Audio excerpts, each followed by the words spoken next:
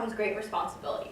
Now, many of you probably have heard this from the story of Spider-Man, but do you know who actually said those first words? The creator of Spider-Man, Stan Lee. Now, there's no doubt in my mind that majority of people in this room probably know who Stan Lee is. His work has become popular in the last 10 years due to the overall success of the Marvel Cinematic Universe. Stan Lee represents the ultimate superhero because of his dedication to revolutionize comic book writing and obstacles he faced while rising up, which in turn made him into the inspirational man we all know today. However, not all great legends start off as legends. Stan Lee's real name is Stanley Martin Liebert, and he actually had a cousin married to Martin Goodman, who at the time was the owner of Timely Comics, which eventually came to be Marvel Comics. And Goodman gave Stan Lee, at the age of 17, a job known as a gopher, and he would be filling inkwells and fetching coffee, helping out the other writers. However, at the age of 18, Stan Lee was drafted into World War II, and even though he was busy, he still made time and effort to write, which in turn helped him to become editor-in-chief at the age of 19 of Marvel Comics. Now, the reason I chose to commemorate Stan Lee today is because of his power to unleash the outcast. And at the time, DC Comics, rival to Marvel Comics, were creating these superheroes as God and out of this world beings and superior people we should all look up to. But Stan Lee thought, Superman's boring. If you can't hurt him, then what's the point? What's the story there? So according to an article by Adam Rogers, published by Wire on December 13, 2018, Lee's creative team was fascinated by the implications of what happened when outcasts got abilities they didn't ask for. These characters leapt off the page, not just because of their superhuman abilities, but for their humanizing character flaws. For example, take the Thing from Fantastic Four. He was a rock-like humanoid creature that hated his body, but still saved the world. And then Spider-Man, not the typical jock-like muscular superhero, but a geeky bullied teen that ended up getting bitten by a radioactive spider. And then the X-Men were mutants from the world that everyone hated, but they still saved it no matter what anyone thought.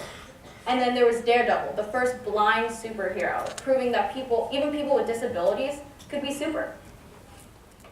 While Stan Lee forever changed the path of comic book writing, he faced many challenges that pumped the brakes for his ideas. After World War II, the superhero craze died down with crime, sex, and horror writings becoming more popular. In the 1950s, anti-comic crusades also pushed comic books further into the gutter. And Stan Lee was embarrassed by his job, so when many people asked him what he did for a living, he would typically lie.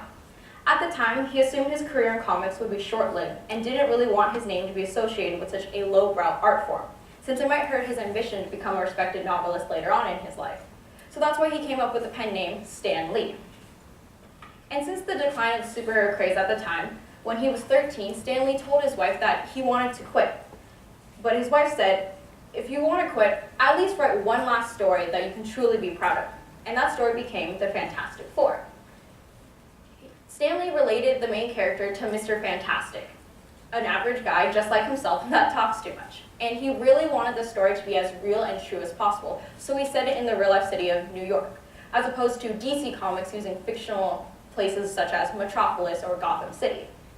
Because of the work Stan Lee created, his comic books helped strengthen the bond with my father and I and inspired me to become a writer. I think of my father as a comic book connoisseur because he started collecting comic books at the age of 10 until he was about 20, collecting over 1,500 comic books in his lifetime.